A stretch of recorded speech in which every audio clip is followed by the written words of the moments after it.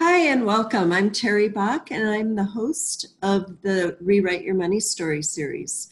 Today we're talking about overspending and debt, which is so important to me because in talking with other entrepreneurs, I've seen how many of us overspend and get ourselves into debt for a variety of reasons, both in our business and in our personal lives.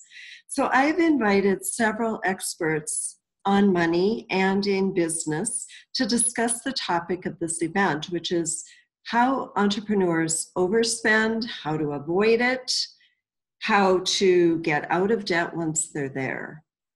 And today I have invited April Benson here to give us her perspective on compulsive buying. So April Lane Benson, PhD, is an internationally known psychologist who specializes in the treatment of compulsive buying disorder. I didn't even know there was such a thing. But in 2000, Dr. Benson edited the first multidisciplinary examination of her subject, I Shop, Therefore I Am, Compulsive Buying and the Search for Self, and her second book, To Buy or Not to Buy, Why We Overshop and How to Stop, which offers a highly effective program for stopping overshopping. So welcome, April, and Thank you for being here. Thank you so much for having me, Terry. I love those titles of the books that you've written. I Shop, Therefore I Am, and Why We Overshop and How to Stop. To buy or not to buy? To buy or not to buy, yes. So I'd like to start by hearing more about what brought you to do this type of work. My favorite store closed in 1994. Okay. And the store was 2 blocks from my apartment.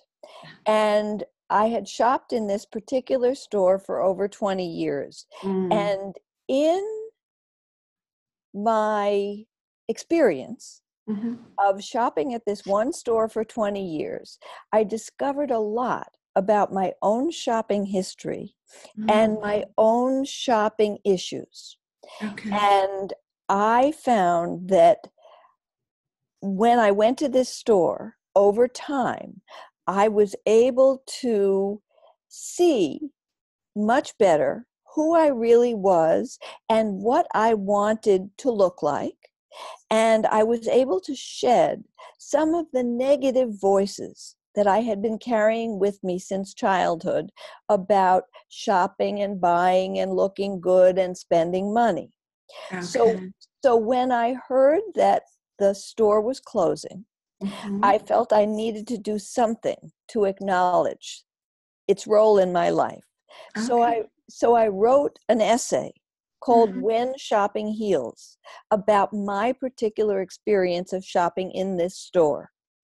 And one thing led to another, and I started doing workshops called When Shopping Heals because for the 20 years prior, I had been working with people with eating disorders, anorexia nervosa and bulimia. And there is a lot of crossover between these two issues. So it was a natural fit in many ways. And so, as I said, one thing led to another. My workshop ended up in New York Magazine, and someone called me about writing a book, and that was it. So over time, I developed a program for helping people to stop over shopping based on what had worked well with people with eating disorders, as well as with people with other addictions and other problems.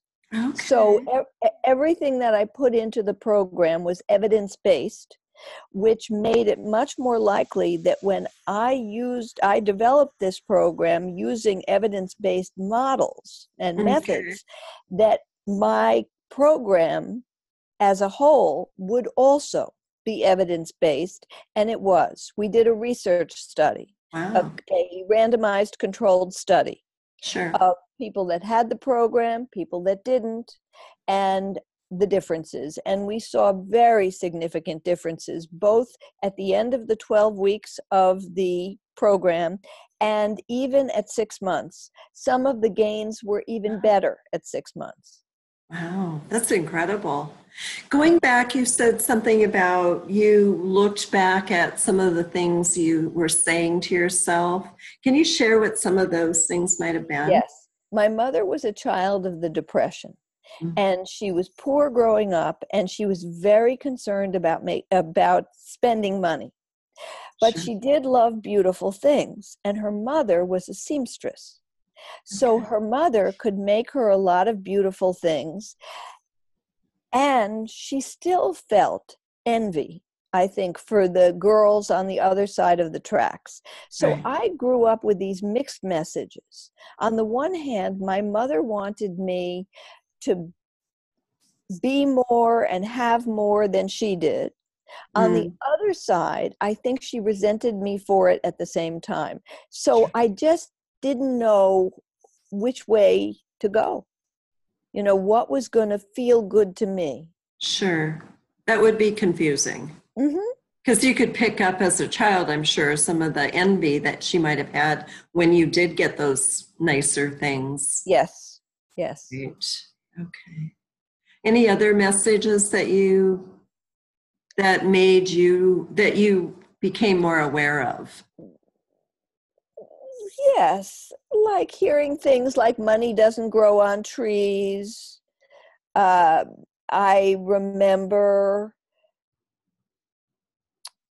things like he who has the most toys when he dies wins. These are some of the bumper stickers that I Right. remember. Yes.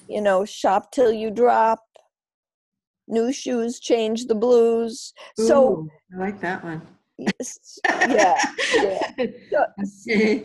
actually, new shoes chase the blues. Oh, Chase the Blues. Yes, Okay. yes, Either one works. yeah. Okay. So how would you describe or how would you define compulsive buying? Compulsive buying is when somebody spends so much time, energy, and or money. It doesn't even have to be money.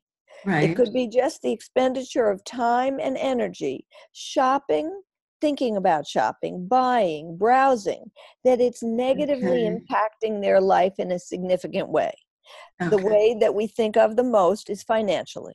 Somebody Mm-hmm. who's up to their eyeballs in debt, has no money Right. for retirement, has no rainy day fund.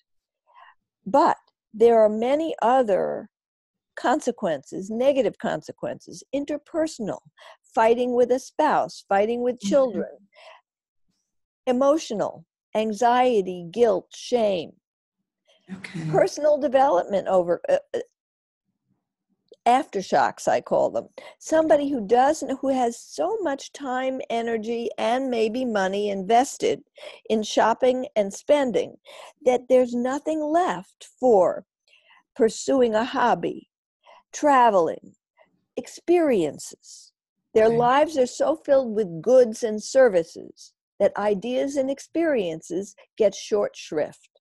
Mm. Okay. And we have research that shows that when people use their discretionary income on things like experiences and ideas, meaning a social event that brings you into contact with a loved one, or Mm-hmm. or taking a course, that we get much more satisfaction than the next pair of black boots. Right. Right. Absolutely. That makes sense. How, for our listeners, how would somebody know when their shopping behavior has become enough of a problem for them to need help? Well, I'm going to give you two answers. Answer number one is to go to our website, and in the upper left-hand corner, there is a little icon. Why do I overshop? Uh, uh, 3 ways to know if you have a problem. Okay. Okay. Who needs help? Question mark. 3 ways to know. And there are 2 valid and reliable research instruments and 1 series of questions. And there's a scoring key, so Okay. somebody can do it more formally, Or Sure. they can do it informally and ask themselves things like, do I use shopping as an equal opportunity, all-purpose mood changer? Mm. Have I tried to change but been unable to? Do I feel guilty or ashamed about this behavior? Am I lying or hiding from people I love? And finally, and this is a more difficult question, but an important one, might my life be richer if I weren't shopping so much? That's a good one. That's a really good one. Okay. How might you help somebody, or how would somebody get help with this problem? Let's start with how you work with somebody to help them with the problem of compulsive buying.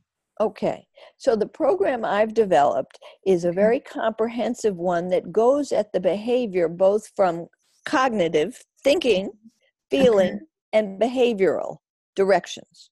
And it Okay. begins with an exploration of why you overshop and how it all began. Okay. Then it moves to what are the triggers? What brings up these impulses? Sure. What are the consequences? Okay. What's the nature of your ambivalence? What part of you wants to stop? What part of you doesn't? What do you Mm. think the costs and the benefits of continuing are? What are the Okay. costs and benefits of stopping? And it moves on from there to things like the high cost of credit card debt, the centrality of savings. People Okay. start writing down everything they spend every day, not just the actual cost, but they compute Mhm. something called the necessity cost, which is the actual cost times a score of how important you think the purchase was. If it's Mm. an unnecessary purchase, then it gets a 0. If Okay. it's an essential purchase, it gets a 1. So at the end of the day, you have two figures: the actual cost of what you spent that day and the necessity cost, how much Mm. you really needed to spend if you were only buying things that were more necessary rather than less, or how much money you could be saving if you were only buying things that were more necessary. Okay. Interesting. You mentioned triggers. What might some of those triggers be that would create people overspending or compulsively buying? So there are emotional triggers. You've had a Mhm. fight at work and you feel bad about yourself. There Okay. are interpersonal triggers. You see somebody that you don't feel that comfortable around wearing something new and beautiful. And Mm. you decide that the only way that you're going to feel comfortable around this person is if you have something like that too. Okay. There are an upcoming high risk situation for you might be a wedding or an event or a new season. Some people overshop when in August when the fall fashions come out. Okay. So it could be a situational trigger, an interpersonal trigger, an emotional trigger, Got even a it. physical trigger. Sure. Somebody who gets migraine headaches, and one way to anesthetize themselves is Mm-hmm. to start going to the internet and buying. Okay. Okay. So speaking of the internet, how has internet shopping, oops, excuse me, how has internet shopping affected compulsive buying behavior? I wish I could tell you that we have great statistics to, however, what I can tell you is that in my practice, internet shopping is a huge factor in compulsive buying because it's 24/7. There's anonymity, Right. home shopping network. There have been studies of 100 testimonial calls to QVC, and Mm, a full 75% of the reasons that people buy sure. have to do with compulsive buying on Right. at that particular network. Okay. I would also think that because it's so immediate, I mean, there's instant gratification of at least buying it. Uh, And the Whereas if one, you have to shop, you have to get in the car, you have to go, you have to, and that may yes, slow you yes, down a bit yes. too.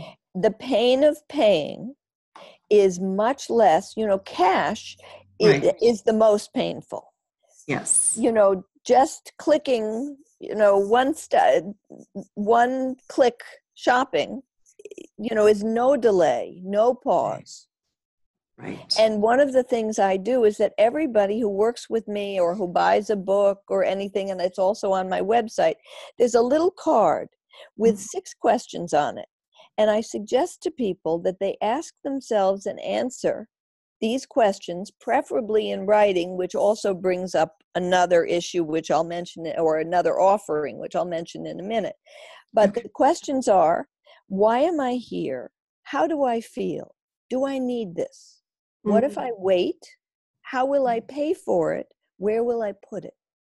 And if you can ask those 6 questions to your satisfaction, you've created a space between the impulse and the action, and it's probably not a compulsive purchase. We now have on the internet an offering called the Urge Strikes Guided Self-Help Tool. And people can purchase that on our website. And they download an app called Mentagram. And this tool that we have is housed on that app. And it's more than the 6 questions I just mentioned, but it incorporates them. It starts by asking what your mood is and, what your mood is like. Right. And asks you what it is you're thinking about buying, what kind of consequences you think there would be from buying it, how strong those consequences might be, what's the underlying need that you think you're trying to meet in this purchase, and then asks you the questions, and then the moment of truth. Are you going to buy or not? If you've decided to buy, then there's one more series of questions. And if you've then asked yourself those and you've decided to buy, you've done your homework. Okay. So that's what that is. April, in the work that you do with people, how successful do you think they are at stopping themselves to be able to do that? What I can say is I have been so impressed over these years. The program is a lot of work. You have to read a text, you have to write, you have to, to keep your numbers. And I would say almost everybody throughout this time has actually done the work. If you do the work, there's no chance that you're not going to make big progress because it's work. Right. Occasionally somebody has not wanted to do the exercises, not wanted to do the reading, and then sometimes we do more of that in the session, and that sometimes jump starts them. Sure. And I would imagine by the time people come to do your program, they're ready to make changes. Yeah, I think so. Right. Now, sometimes a lot of people's spouses or parents contact me, and then it's not necessarily the case that the person with the problem is ready. Exactly. Yeah. But there's information for friends and family on the website too. Okay. How to help somebody. Sure. I'll have to check that out. Are there any additional resources that you want to talk about that are available? On the website, there is a whole tab called resources. Okay. And that resource has articles, books, websites, a whole soup to nuts of what I've found to be valuable. Online compulsive buying groups. Everything I know that I think is a good thing is on there. Okay, wonderful. Thank you. So I understand that you have a free gift for our listeners, and would you like to describe that? Yes, the free gift is a handout called 3 Proven Strategies for Stopping Over Shopping. And the proven strategies help you to begin to look at what your underlying emotion is that's triggering the impulse, what the authentic need is that you're trying to meet, and what's another way to meet that need that is actually going to enhance your life rather than erode it. Okay. Wonderful. Thank you. Sure. For the listeners, you can just click on the button below and that will take you right to April's free gift. So April, thank you so much for being here. This was incredible. I love hearing more about what you're doing and about the in-depth of your program to help people. Thank you. Yes. And for the audience, I want to thank you also for being on the Rewrite Your Money Story series. And tune in tomorrow for our next expert who will be talking about overspending, getting into debt, and what to do about it. Thanks for being here. See you later.